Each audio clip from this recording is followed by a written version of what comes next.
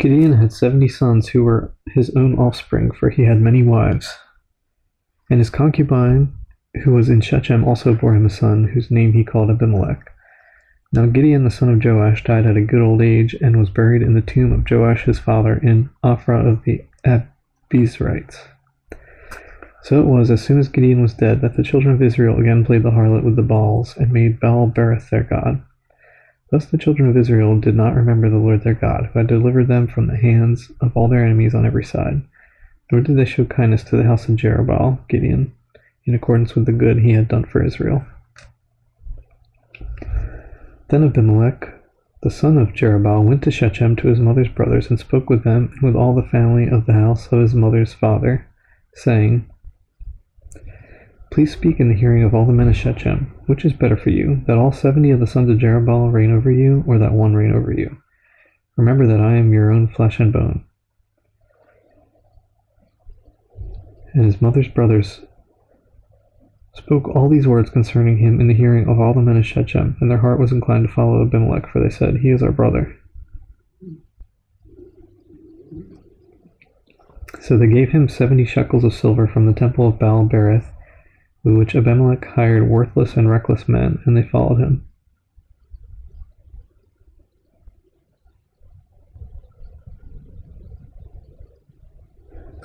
Then he went to his father's house at Ophrah, and killed his brothers, the 70 sons of Jerubbaal, on one stone. But Jotham, the youngest son of Jerubbaal, was left, because he hid himself. And all the men of Shechem gathered together, all of Beth Millo, and they went and made Abimelech king beside the terebinth tree at the pillar that was in Shechem. Now when they told Jotham, he went and stood on top of Mount Gerizim, and lifted his voice and cried out, and he said to them,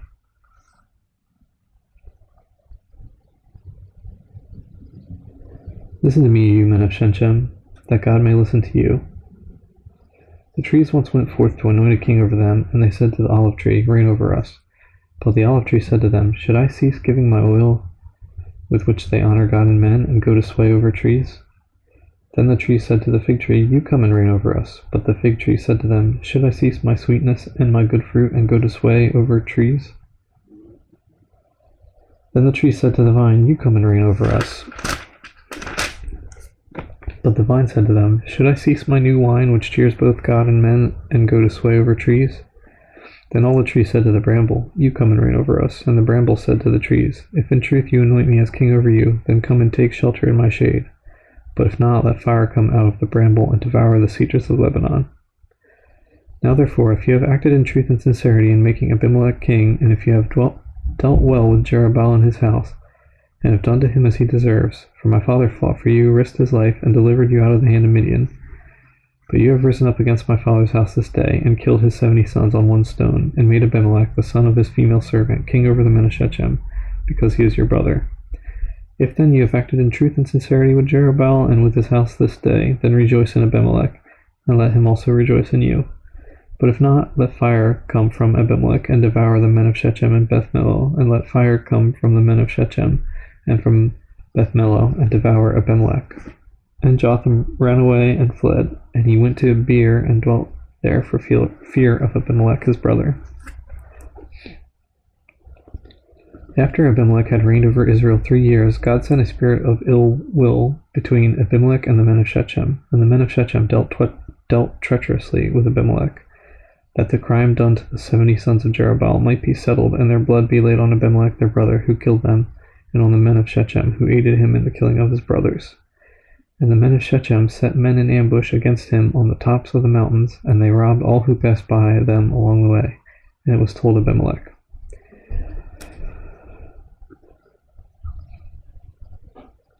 Now Gaal, the son of Ebed, came with his brothers, and went over to Shechem, and the men of Shechem put their confidence in him.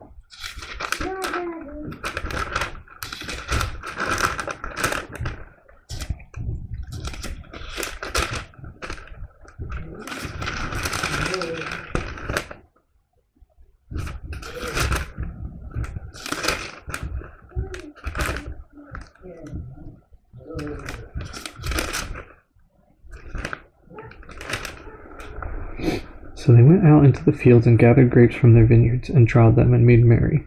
And they went into the house of their God, and ate and drank, and cursed Abimelech. Then Gaal the son of Ebed said, Who is Abimelech, and who is Shechem, that we should serve him? Is he not the son of Jerubbaal, and is not Zebul his officer? Serve the men of Hamor, the father of Shechem. But why should we serve him? If only this people were under my authority, then I would remove Abimelech. So he said to Abimelech, Increase your army and come out. When Zebul, the ruler of the city, heard the words of Gaal, the son of Ebed, his anger was aroused. And he sent messengers to Abimelech secretly, saying, Take note, Gaal, the son of Ebed, and his brothers have come to Shechem, and here they are fortifying the city against you. Now therefore get up by night, you and the people who are with you, and lie in wait in the field. And it shall be, as soon as the sun is up in the morning, that you shall rise early and rush upon the city. And when he and the people who are with him come out against you, you may then do to them as you find opportunity. So Abimelech and all the people who were with him rose by night and lay in wait against Shechem in 4 companies. When Gaal the son of Ebed went out and stood in the entrance to the city gate, Abimelech and the people who were with him rose from lying in wait. And when Gaal saw the people, he said to Zebul, Look, people are coming down from the tops of the mountains. But Zebul said to him, You see the shadows of the mountains as if they were men.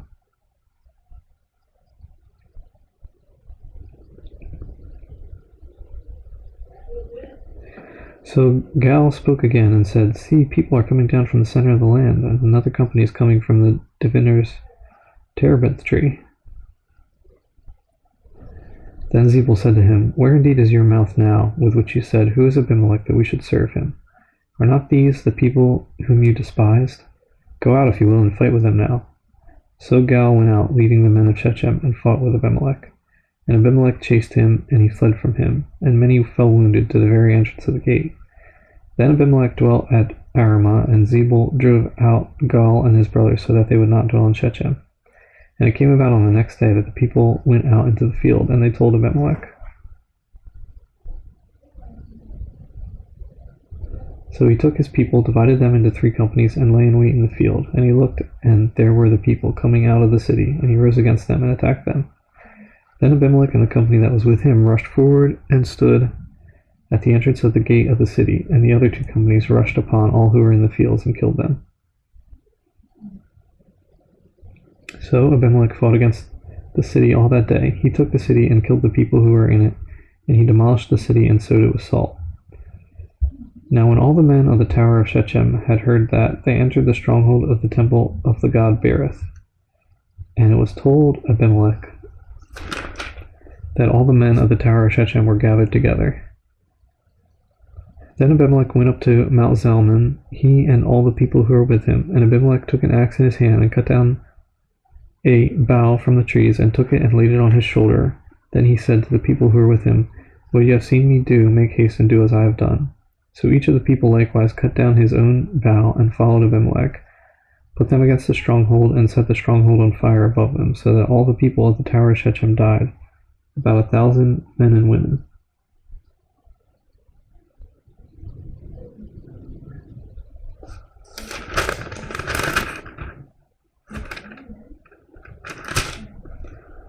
Then Abimelech went to Thebez, and he encamped against Thebez and took it. But there was a strong tower in the city, and all the men and women, all the people of the city, fled there and shut themselves in. Then they went up to the top of the tower. So Abimelech came as far as the tower, and fought against it, and he drew near to the door of the tower to burn it with fire. But a certain woman dropped an upper millstone on Abimelech's head and crushed his skull. Then he called quickly to the young man, his armor-bearer, and said to him, Draw your sword and kill me, lest men say of me, A woman killed him. So his young man thrust him through, and he died.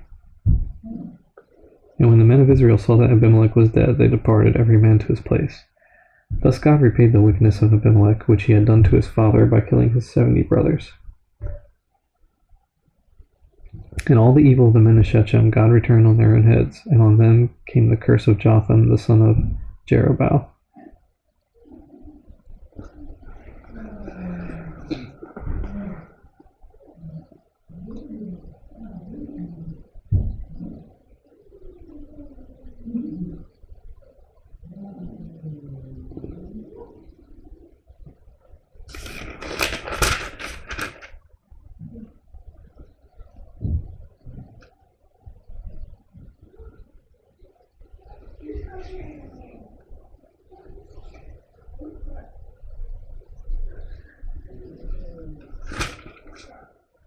After Abimelech, there arose to save Israel Tola the son of Puah the son of Dodo, a man of Issachar, and he dwelt in Shamir in the mountains of Ephraim.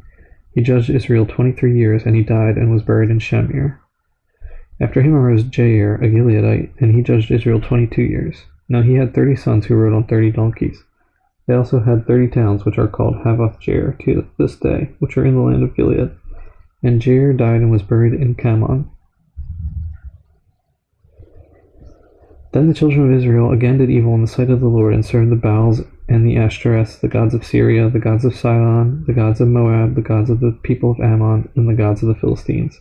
And they forsook the Lord and did not serve him. So the anger of the Lord was hot against Israel, and he sold them into the hands of the Philistines and into the hands of the people of Ammon. From that year they harassed and oppressed the children of Israel for 18 years, all the children of Israel who were on the other side of the Jordan in the land of the Amorites in Gilead. Moreover, the people of Ammon crossed over the Jordan to fight against Judah also, against Benjamin and against the house of Ephraim, so that Israel was severely distressed.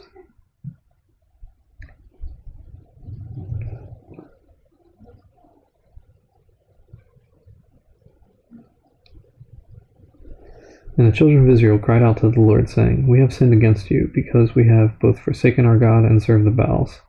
So the Lord said to the children of Israel, Did I not deliver you from the Egyptians, and from the Amorites, and from the people of Ammon, and from the Philistines, also the Sidonians, and Amalekites,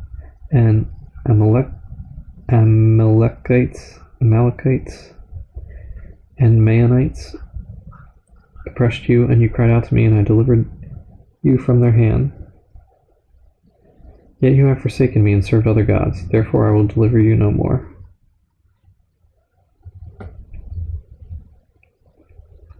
Go and cry out to the gods which you have chosen, let them deliver you in your time of distress. And the children of Israel said to the Lord, We have sinned.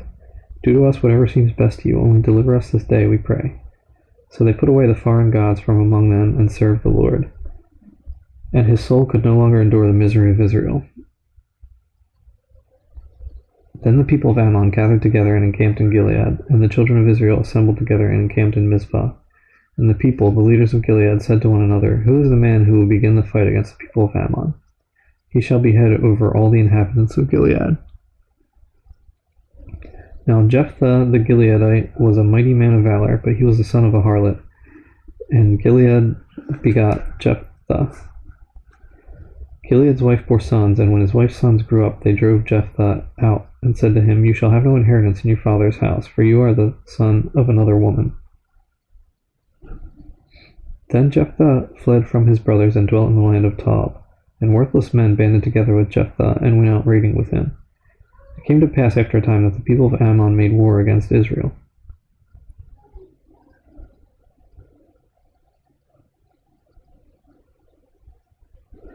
And so it was when the people of Ammon made war against Israel that the elders of Gilead went to get Jephthah from the land of Tob. Then they said to Jephthah, Come and be our commander, that we may fight against the people of Ammon.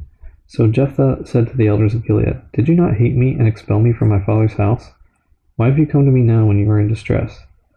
And the elders of Gilead said to Jephthah, That is why we have turned again to you now, that you may go with us and fight against the people of Ammon, and be our head over all the inhabitants of Gilead. So Jephthah said to the elders of Gilead, If you take me back home to fight against the people of Ammon, and the Lord delivers them to me, shall I be your head? And the elders of Gilead said to Jephthah, The Lord will be a witness between us if we do not do according to your words. Then Jephthah went with the elders of Gilead, and the people made him head and commander over them. And Jephthah spoke all his words before the Lord in Mizpah. Now Jephthah sent messengers to the king of the people of Ammon, saying, What do you have against me, that you have come to fight against me in my land? And the king of the people of Ammon answered the messengers of Jephthah, Because Israel took away my land when they came up out of Egypt, from the Arnon as far as the Jabbok, and to the Jordan. Now therefore restore those lands peaceably. So Jephthah again sent messengers to the king of the people of Ammon, and said to them, Thus says Jephthah, Israel did not take away the land of Moab, nor the land of the people of Ammon. For when Israel came up from Egypt, they walked through the wilderness as far as the Red Sea, and came to Kadesh. Then Israel sent messengers to the king of Edom, saying, Please let me pass through your land. But the king of Edom would not heed. And in like manner they sent to the king of Moab, but he would not consent. So Israel remained at Kadesh.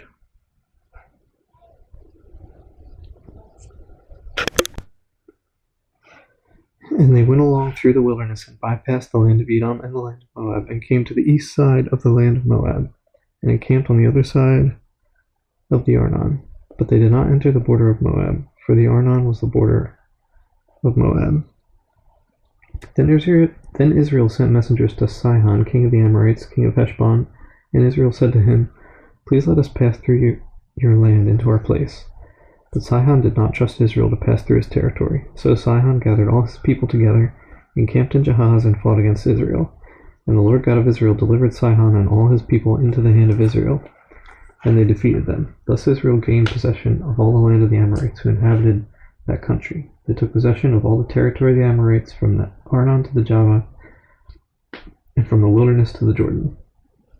And now the Lord God of Israel has dispossessed the Amorites from before his people Israel. Should you then possess it? Will you not possess whatever Chemosh your God gives you to possess? So whatever the Lord our God takes possession of before us, we will possess. And now, are you any better than Balak the son of Zippor, king of Moab? Did he ever strive against Israel? Did he fight against them? While Israel dwelt in Heshbon and its villages, in Aroer and its villages, and in all the cities along the banks of the Arnon for 300 years, why did you not recover them within that time? Therefore I have not sinned against you, but you wronged me by fighting against me. May the Lord the judge render judgment this day between the children of Israel and the people of Ammon. However, the king of the people of Ammon did not heed the words which Jephthah sent him.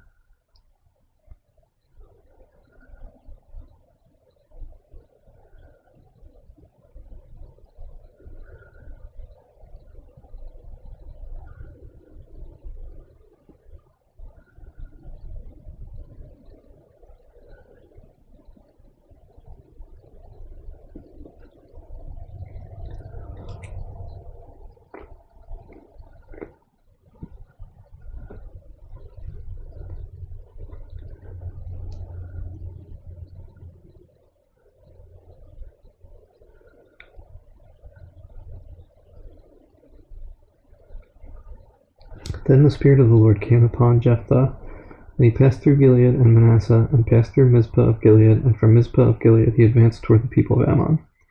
And Jephthah made a vow to the Lord, and said, If you will indeed deliver the people of Ammon into my hands, then it will be that whatever comes out of the doors of my house to meet me when I return in peace from the people of Ammon shall surely be the Lord's, and I will offer it up as a burnt offering.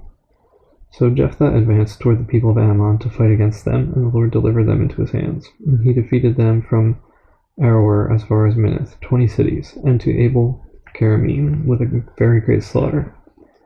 Thus the people of Ammon were subdued before the children of Israel. When Jephthah came to his house at Mizpah, there was his daughter coming out to meet him with timbrels and dancing, and she was his only child. Besides her he had neither son nor daughter. And it came to pass when he saw her that he tore his clothes and said, Alas, my daughter, you have brought me very low. You are among those who trouble me, for I have given my word to the Lord, and I cannot go back on it. So she said to him, My father, if you have given your word to the Lord, do to me according to what has gone out of your mouth, because the Lord has avenged you on your enemies, the people of Ammon. Then she said to her father, Let this thing be done for me. Let me alone for 2 months, that I may go and wander on the mountains and bewail my virginity, my friends and I. So he said, Go. And he sent her away for 2 months, and she went with her friends and bewailed her virginity on the mountains. And it was so at the end of 2 months that she returned to her father, and he carried out his vow with her, which he had vowed.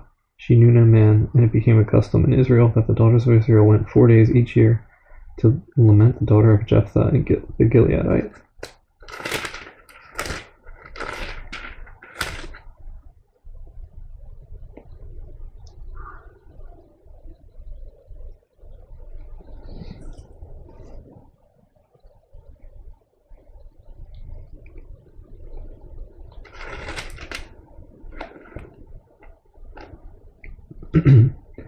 Then the men of Ephraim gathered together, crossed over toward Zaphon, and said to Jephthah, Why did you cross over to fight against the people of Ammon, and did not call us to go with you?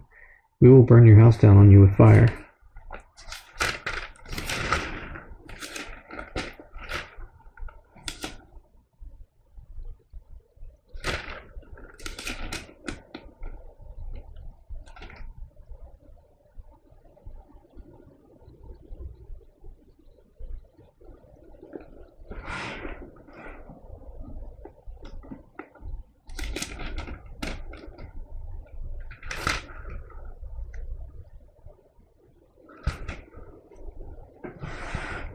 And Jephthah said to them, My people and I were in a great struggle with the people of Ammon, and when I called you, you did not deliver me out of their hands. So when I saw that you would not deliver me, I took my life in my hands and crossed over against the people of Ammon, and the Lord delivered them into my hand. Why then have you come up to me this day to fight against me? Now Jephthah gathered together all the men of Gilead and fought against Ephraim. And the men of Gilead defeated Ephraim, because they said, You Gileadites are fugitives of Ephraim among the Ephraimites and among the Manassites.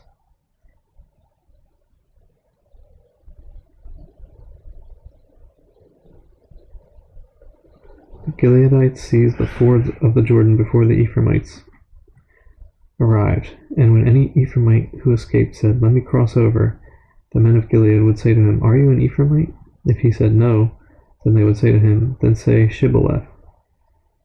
And he would say Sibboleth, for he could not pronounce it right. Then they would take him and kill him at the fords of the Jordan.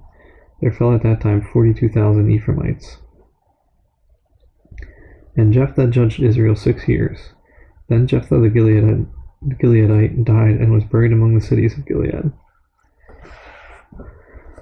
After him, Ibzan of Bethlehem judged Israel. He had 30 sons, and he gave away $30 in marriage, and brought in $30 from elsewhere for his sons. He judged Israel 7 years. Then Ibzan died and was buried at Bethlehem. After him, Elon the Zebulunite judged Israel. He judged Israel 10 years. And Elon the Zebulunite died and was buried at Ajalon in the country of Zebulun. After him, Abdon the son of Hillel the Pirathonite judged Israel.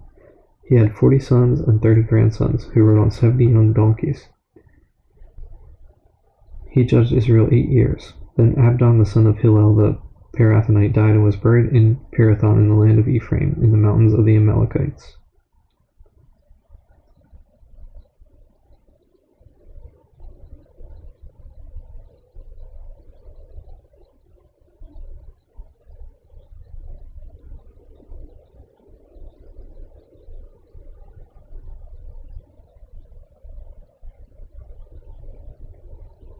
Again the children of Israel did evil in the sight of the Lord, and the Lord delivered them into the hand of the Philistines for 40 years.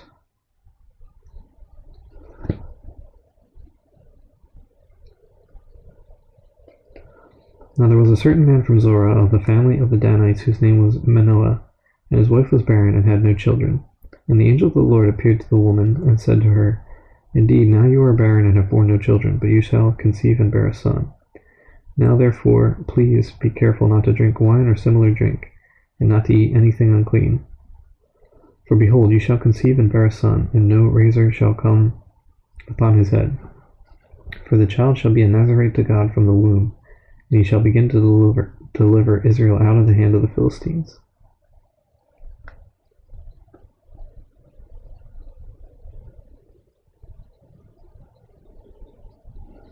So the woman came and told her husband, saying, A man of God came to me, and his countenance was like the countenance of the angel of God, very awesome. But I did not ask him where he was from, and he did not tell me his name. And he said to me, Behold, you shall conceive and bear a son. Now drink no wine or similar drink, nor eat anything unclean, for the child shall be a Nazarite to God from the womb to the day of his death.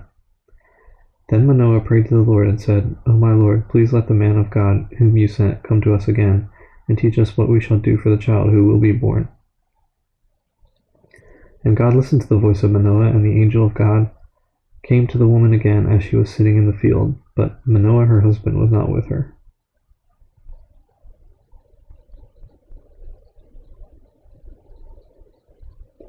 Then the woman ran in haste and told her husband, and said to him, Look, the man who came to me the other day has just now appeared to me.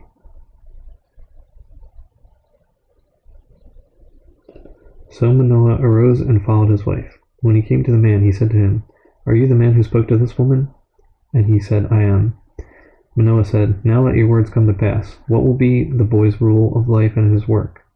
So the angel of the Lord said to Manoah, Of all that I said to the woman, let her be careful. She may not eat anything that comes from the vine, nor may she drink wine or similar drink, nor eat anything unclean. All that I commanded her, let her observe. Then Manoah said to the angel of the Lord, Please let us detain you, and we will prepare a young goat for you. And the angel of the Lord said to Manoah, Though you detain me, I will not eat your food. But if you offer a burnt offering, you must offer it to the Lord." For Manoah did not know that he was the angel of the Lord. Then Manoah said to the angel of the Lord, "What is your name, that when your words come to pass we may honor you?" And the angel of the Lord said to him, "Why do you ask my name, seeing it is wonderful?" So Manoah took the young goat with the grain offering and offered it upon the rock to the Lord.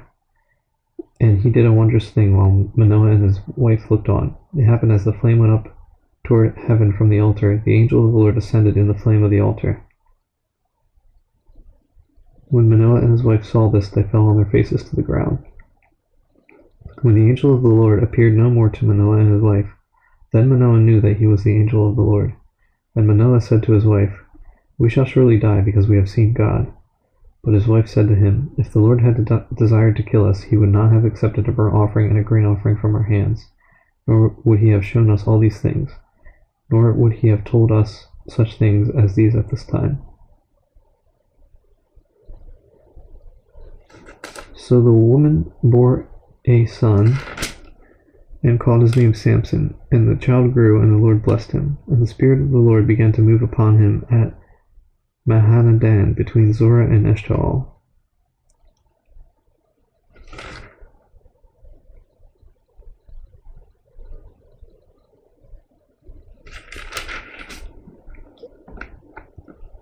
Now Samson went down to Timnah, and saw a woman in Timnah of the daughters of the Philistines. So he went up and told his father and mother, saying, "I have seen a woman in Timnah of the daughters of the Philistines. Now therefore get her for me as a wife." Then his father and mother said to him, "Is there no woman among the daughters of your brethren, or among all my people, that you must go and get a wife from the uncircumcised Philistines?" And Samson said to his father, "Get her for me, for she pleases me well." But his father and mother did not know that it was of the Lord, that he was seeking an occasion to move against the Philistines. For at that time the Philistines had dominion over Israel.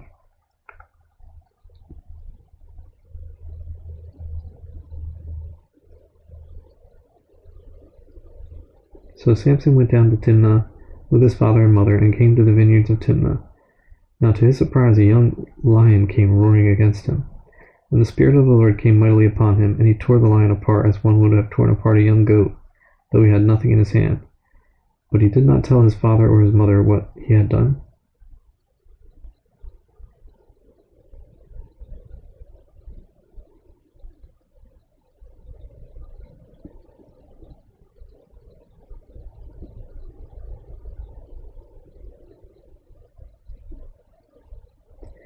Then he went down and talked with the woman, and she pleased Samson well.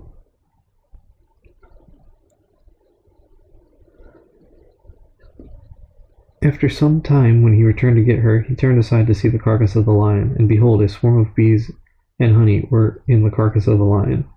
He took some of it in his hands and went along eating. When he came to his father and mother, he gave some to them, and they also ate, but he did not tell them that he had taken the honey out of the carcass of the lion. So his father went down to the woman, and Samson gave a feast there, for young men used to do so. And it happened when they saw him that they brought 30 companions to be with him.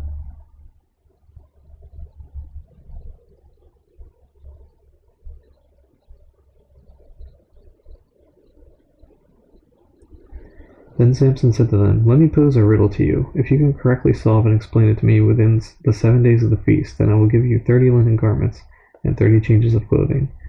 But if you cannot explain it to me, then you shall give me 30 linen garments and 30 changes of clothing." And they said to him, "Pose your riddle, that we may hear it."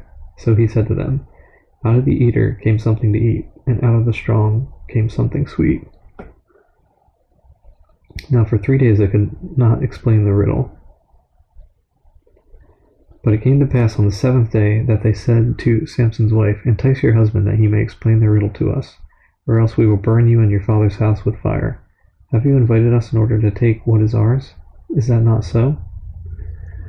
Then Samson's wife wept on him and said, "You only hate me. You do not love me. You have posed a riddle to the sons of my people, but you have not explained it to me."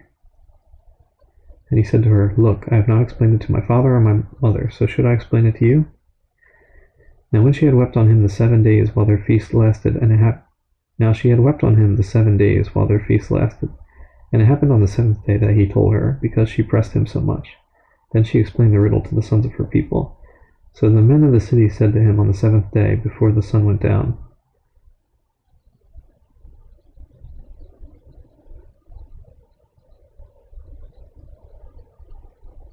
"What is sweeter than honey, and what is stronger than a lion?" And he said to them, "If you had not plowed with my heifer, you would not have solved my riddle."